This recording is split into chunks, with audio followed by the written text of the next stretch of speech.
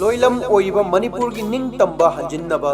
UNLF ना चथरकलिबा लैपाक मियामगी निंगतम लान असिदा थौना फरबा निंगतम याओलोय कयाना अकीबा अमदी पामुबा लैतना इमा लैबाकीदमक थवाइना पोन्थापी अदुगुमलबा मरैपाक मपुरुपु नुंसीजबा थौना फरबा अथौबा खुदिंगमकपु निंगसिंगदुना इकाई खुमनबा उत्पगी नुमित 18 मे असि 2018 दगी हौदुना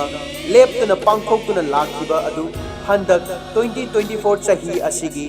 18 मे दा कथोख्रबा सिंगी नुमित की थौरम ऑब्जर्वेशन कमिटी ना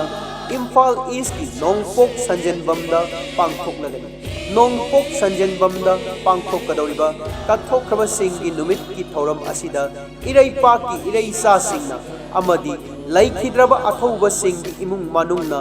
मतम चाना लाक्पीदुना कथोख्रबा सिंगी खुबमदा हैकत लेकत तंबदा सरुक याबियु हाइजरी।